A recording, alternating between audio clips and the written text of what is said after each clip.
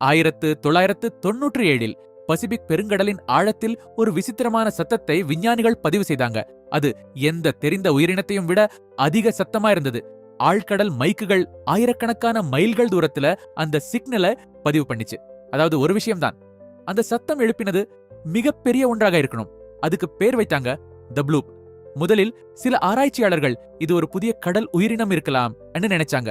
நீல திமிங்கலத்தை விட கூட பெரியதா இருக்கக்கூடிய ஏதோ ஒன்று. ஆனா எந்த உயிரினமும் ஒருபோதும் கண்டுபிடிக்கப்படல. அசைவும் இல்ல, காணப்பட்ட தடயமும் இல்ல, உயிர் இருப்பதற்கான ஆதாரமும் இல்ல. பல வருடங்கள் கழித்து விஞ்ஞானிகள் ஒரு காரணம் சொன்னாங்க. பெரிய பனிமலைகள் உடையும் போது உண்டாகும் பனி பிளக்கும் சத்தம் ஆக இருக்கலாம் என்று.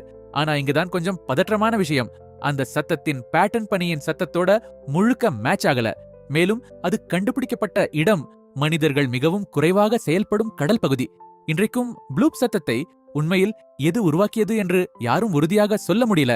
கடலின் ஆழத்தில் ஏதோ ஒன்று அவ்வளவு சக்தி வாய்ந்த சத்தம் எழுப்பிச்சு அது பூமி முழுக்க எதிரொலிச்சது. அதற்கு பிறகு அது மீண்டும் ஒருபோதும் கேட்கவே இல்லை.